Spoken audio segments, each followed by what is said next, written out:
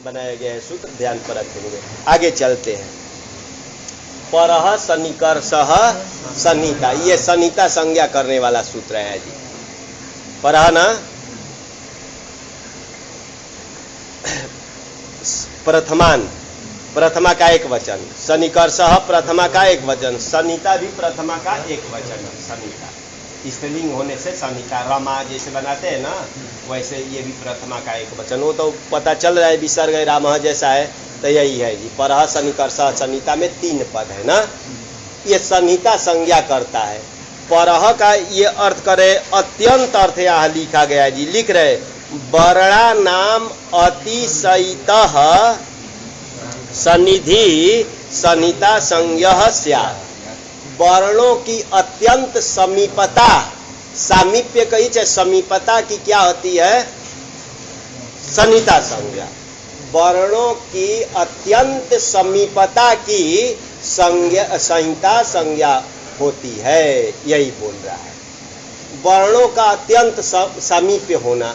अत्यंत सामीप्य क्या होता है? वर्ण, वर्ण ये सब वर्ण हैं ना, ये वर्ण नहीं है, ये आंख से देखा जाने वाला कभी वर्ण नहीं हो सकता, ये तो लिपि है। वर्ण तो शब्द उच्चारण करते हैं ना, ध्यान रखेंगे, ये सब लिपि है भाई। अरे इसके जगह अण लिखना होगा तो मान लिए कि उसमें तो ऐसे इंग्लिश वाले तो ये भी अण के लिए अन लिखेंगे ना, ध्यान रखेंगे। तो अलग अलग उदित के लिए दूसरा भी लिख सकते हैं ना। हाँ, तो ये मत सोचिएगा कि ये वर्ण है, ये भी उदित का बोध कराएगा।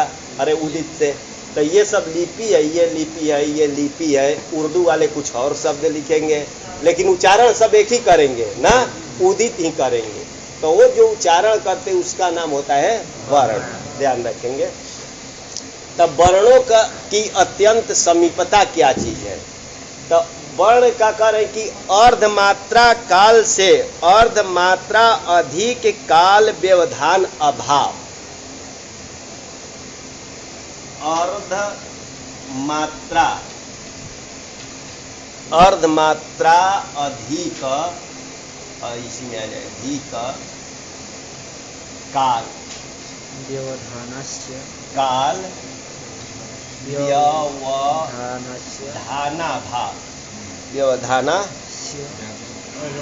व्यवधानाभाव, व्यवधानाभाव यही है।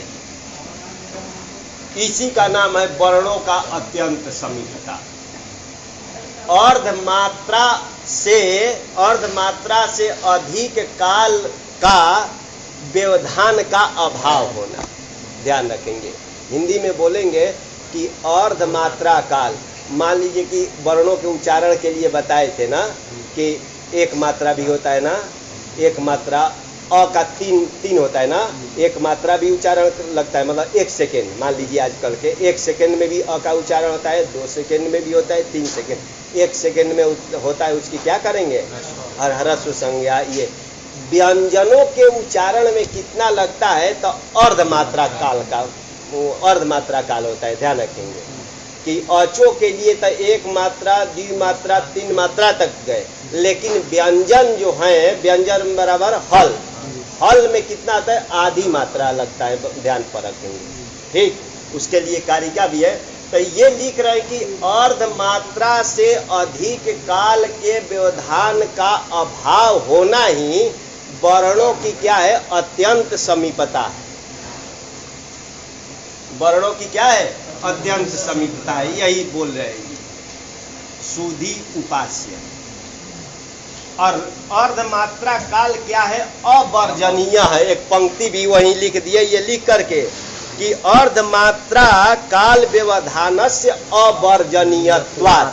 ये सिद्धांत यहाँ नहीं दिए हैं, इसलिए ये पंक्ति मैं लिखा आप लोगों को कि मतलब पढ़ने वाले लिख भी सकते हैं कि अर्धमात्रा अधिक काल व्यवधाना अभावः और अर्धमात्रा काल व्यवधानस्य अवर्जनीयत्वात्। अर्धमात्रा काल का व्यवधान अवर्जनीय है कि अर्धमात्रा काल का व्यवधान तो रखना है किसी वर्णों का उच्चारण करने के लिए, ध्यान रखेंगे।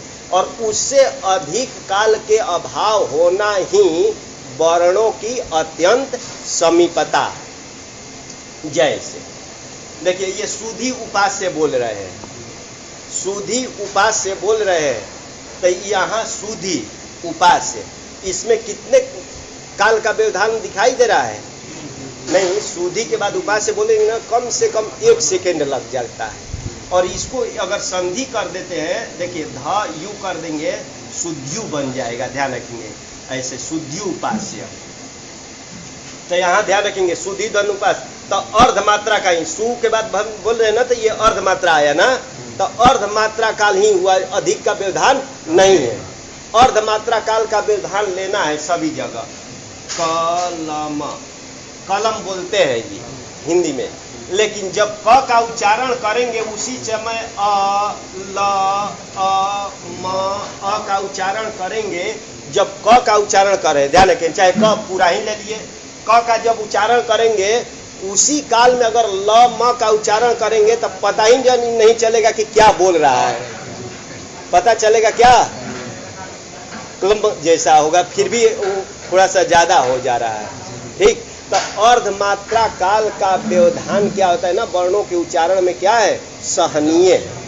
तो वही यहाँ बोल रहे हैं कि अर्ध मात्रा काल से अधिक काल के व्यवधान का अभाव होना ही क्या है? वर्णों की अत्यंत समीपता है। जैसे शुद्धि धन उपासी ये बोल रहे हैं ना, तो अर्ध मात्रा काल से अधिक काल का व्यवधान हो रहा है, और यहाँ यण कर दिया जा रहा है, तो क्या हो रहा है? अर्ध मात्रा से अधिक काल का व्यवधान नहीं हो रहा है। ये न कि अर्ध मात्रा भी खत्म हो गया, अर्ध मात्रा का व्यवधान रखेंगे तभी स्पष्ट उच्चारण होगा, नहीं तो किसी वर्ण का कोई संसार में पुरुष क्या भगवान भी उच्चारण नहीं कर सकते। एक ही काल में सभी कलम का चाहे किसी का हो, एक ही वर्ण के उच्चारण काल में सभी का उच्चारण नहीं हो सकता। ठीक, यही वर्णों की अत्यंत समीपता है। तो समीपता का ही, वर्णों के अत्यंत समीपता, वर्णों की अत्यंत समीपता को ही सनिता संज्ञा करते हैं। तो सनिता समझ गए ना कि अर्ध मात्रा काल से अधिक काल का व्यवधान न होना। और ये संहिता के अधिकार में ही सभी संधियां की जाती है। एक सूत्र आएगा, यहाँ नहीं है लघु में, संहितायाम 6172, 6172 है जी, इसका जाता है 6158 तक। सभी संधियां इसी के अंतर्गत आ जाते हैं, ध्यान रखेंगे। तो 6172 इस संहितायाम सूत्र का है, और उसी के अंतर्गत इसका 158 तक जाता है। तो ये संहितायाम इको अर्ची में जाएगा क्या? देखिए इको अर्ची में ये आएगा 72 है, तो इको अर्ची का नंबर देखिए, इस पर है ना, इस पर है। तो सब कहने का मतलब जितने संधियां है इस सब 158 के अंतर्गत आएगा। तो संहितायाम सभी में जाएगा। तो संधि हम लोग जितने करते हो किस में? संहितायाम विवक्षायाम, संहिता में ही किया जाता है, ध्यान पर रखेंगे। जितनी संधियां करेंगे ना संधि प्रकरण में, तो संहिता के विषय में ही करते हैं। ठीक, अब संहिता क्या चीज है? तो एक कारिका भी है। संहिता एक पदे नित्या धातुपसर्गयो नित्या समासे वाक्ये तु सा विवक्षाम अपेक्षते। वो कारिका याद रखेंगे। संहितैक पदे नित्या, सन्निहितैक, ये है जी, सन्निहितैक पदे नित्या, आगे बोलिए, नित्या धातुपसर्गयो, नित्या धातु पसर्गयो, ये हो गया अर्थ श्लोक ना। नित्या समासे वाक्येतु, नित्या जाना समझ गए, नित्या समासे वाक्येतु, समासे वाक्ये तु सा विवक्षा अपेक्षते, सा विवक्षा मपेक्षते, यही कारिका है जी। संहिता के बारे में यही है। संहिता हम लोग जान गए कि अर्ध मात्रा काल से अधिक काल के व्यवधान का अभाव होना, यही वर्णों की अत्यंत समीपता है। ये वर्णों की अन्य क्या है? समीपता है। वो संहिता उसी का नाम है संहिता। संहिता का है संहिता एक पदे नित्या, अलग अलग बोला हूँ जी, संहितैक बन गया है। संहितैक पदे, एक पद में संहिता नित्य करनी है। नित्य मतलब छोड़ना नहीं है, वो तो करना ही है, ध्यान रखेंगे। और संहिता के विषय में सभी संधि क्या होती है, मतलब संधि सब करना है। एक पद हो जाए तो वहां संधि अवश्य करनी ही है, ध्यान रखेंगे। तो संहिता एक पद में संहिता नित्या भवती, स्त्रीलिंग होने से नित्या लिख दिए जी, इधर अन्वय कर लिया जाता है कि एक पदे समझ ये है, एक पदे संहिता नित्या भवती। आगे धातु उपसर्गयो हो संहिता नित्या भवती। धातु और उपसर्ग में भी संहिता क्या होते हैं, नित्य होते हैं। जैसे हरे हरे ए, ध्यान ये जी हरे धन ए लाते हैं, हरे नमः बोलते हैं ना। हाँ वो है सा विवक्षा, विवक्षा ये सा है ना, सा अलग है, ध्यान पर रखेंगे। जहाँ नहीं समझ में वही जल्दी लिखना है। सा विवक्षाम अपेक्षते, मपेक्षा विवक्षाम अपेक्षते। देखिए हरे धन ए लिखे है, ये एक पद बनाना है जी। हरे जो बनाते हैं ना, हरे ये एक पद है ना, कहाँ का रूप है, हरे नमः चतुर्थी है, तो ये एक पद है। तो एक पद में संहिता नित्य करनी है, मतलब इसको कभी छोड़ना नहीं है, यहाँ संधि करनी है। तो कौन सी संधि यहाँ होती है, कि पहले पढ़े होंगे तो मालूम है क्या होता है, एचो या ना, तो यहाँ यही बोलना है, ठीक।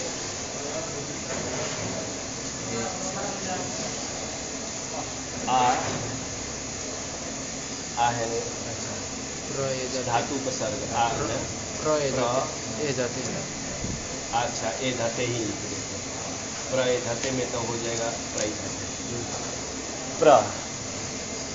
प्रधन ए धते, ये है धातु, ये है उपसर्ग, ठीक। यहाँ भी करे कि धातु उपसर्ग में भी क्या करना, निधि संहिता करनी है, मतलब संधिकार, संहिता के विषय में ही सब संधि होता है। तो यहाँ भी क्या है, ऐसे कभी छोड़ना नहीं है, यहाँ जो संधि प्राप्त हो करना है। कौन संधि होती है, बोलो जब प्रधते लिखवाए तो बोलिए कौन संधि होगी, वृद्धि होती है। चलिए तो यहाँ ये कभी प्रयोग मत करना, ऐसा संधि करना, प्रधते, यही प्रयोग करना ही। तो इसका उदाहरण दिखा दिए, ठीक। समझ गए कि नित्या, कि एक पद में संहिता नित्य और धातु और उपसर्ग का ये दिखा दिया, संहिता नित्य। और कहा समास से नित्या संहिता भवती, समास में भी नित्या, ये है जी समास, सुधि धन उपास्य लिखे है ना, उपास्य ये समास है, ध्यान रखेंगे। तो यहाँ भी क्या करेंगे, नित्य ही संहिता करनी है। समास में भी सुधि उपास्य कभी नहीं बोला जाएगा, क्योंकि ये समास है। तो यहाँ भी नित्य संहिता, मतलब क्या करना है, संधि कार्य करो, क्योंकि संहिता के विषय में तो यही बोलना पड़ेगा, शुद्धि उपास्य है।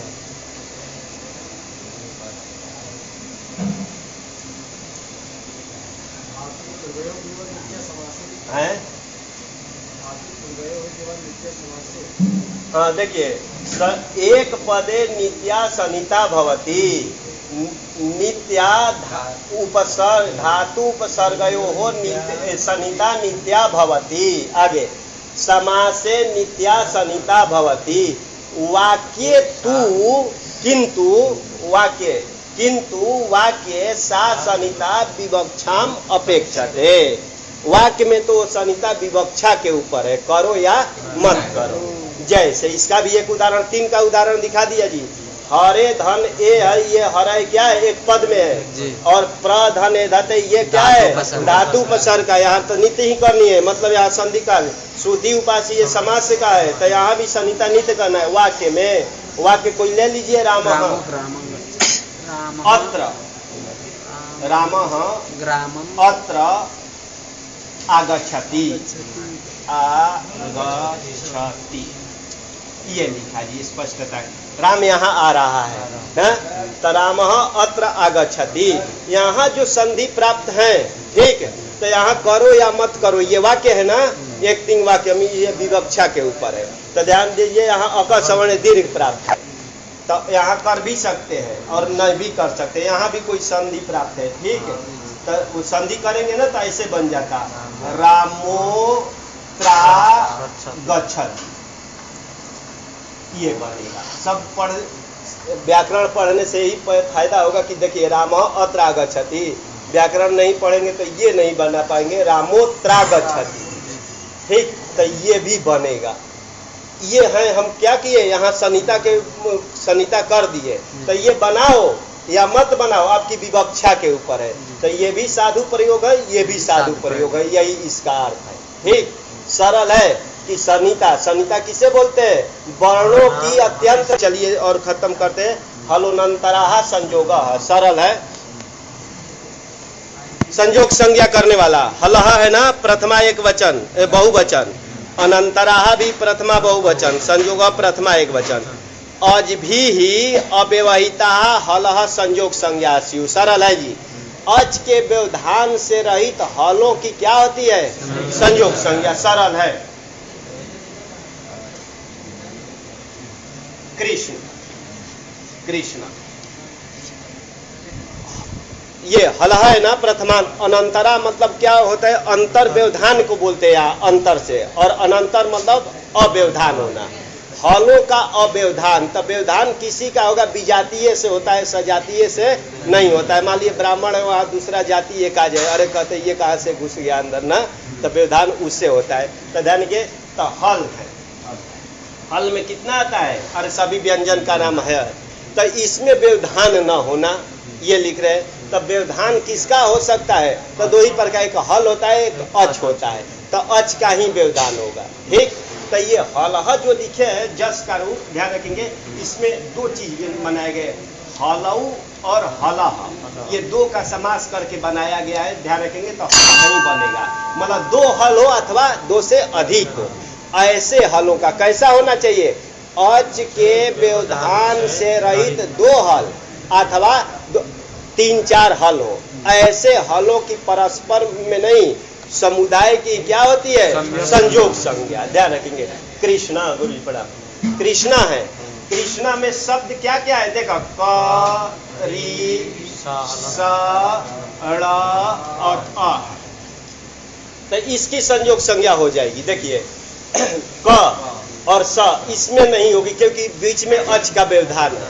यहाँ देखिए स और ड़ है, इसके बीच में किसी का व्यवधान मतलब किसी मतलब अच का व्यवधान नहीं, अच्छी का व्यवधान होगा, दो ही प्रकार। तो इनकी क्या हो जाएगी? संयोग संज्ञा। इन दोनों का नाम संयोग, एक का नाम नहीं रखेंगे, इसका भी नाम संयोग और इसका भी, ऐसा नहीं, इन पूरे का नाम क्या हो जाएगा?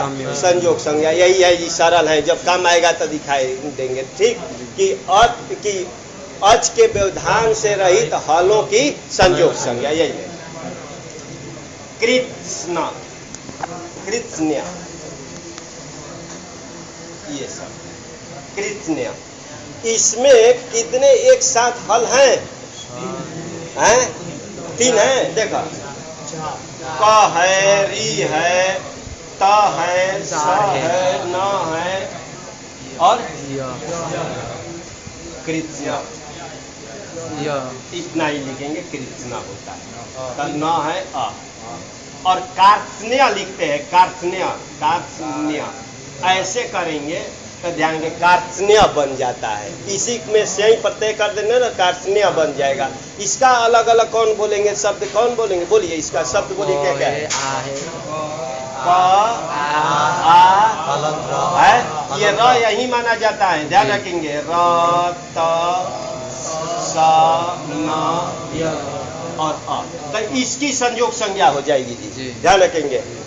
ये इन सब की क्या है? संयोग संज्ञा। वैसे ही यहाँ इन तीन की संयोग संज्ञा, यही तो बोल रहा है जी कि अच के व्यवधान, ये नहीं अंतिम में और आदि इदि में कुछ बोला नहीं है, बस अच के व्यवधान से रहित हलों की क्या होती है? वो दो हल हो अथवा तीन चार हो, ऐसे का नाम क्या होता है? संयोग संज्ञा। जब आएगा तो देखेंगे, यही इस सूत्र का अर्थ है। एक और आया जी, सुप्तिगंतम पदम, सुप्तिगंतम पदम लिखे है ना, सुप्तिगंतम हो गया प्रथमा एक वचन और पदम ही प्रथमा, दो पद का ये है। सुबंतम तिगंतम च पद संज्ञम से, सरल है। सुबंत और तिगंत की क्या होती है? पद संज्ञा। रामः ग्रामम गच्छति में ही देखेंगे जी, ये सरल भी है, भगवान का नाम भी हो जाता है गच्छति, ध्यान रखेंगे। ये सुबंत है, सुबंत मतलब सुप है अंत में, जिसके सुप में आता है सु और जस ना, रामः रामऊ ये बोलते हैं ना, ये सब सुबंत है। तो सुबंत, और ये तिगंत है, गच्छति ना, तिंग, तिंग है अंत में, जिस तिंग में 18 प्रत्यय आता है ना, तिप्त झी आदि ना, और सुप में कितने आते हैं? 21। तो सुप है अंत में बराबर 21 है अंत में जिसके, और तिंग बराबर 18 है अंत में जिसके, उसको तिंगंत बोलते हैं ना। ऐसे की क्या होती है? पद संज्ञा। तो इसका रामः में पूरे की होगी कि इसकी होगी? पूरे। इसकी पद संज्ञा ये भी द्वितीयांत है ना, पद संज्ञा ये भी। तो इसमें 3 पद है।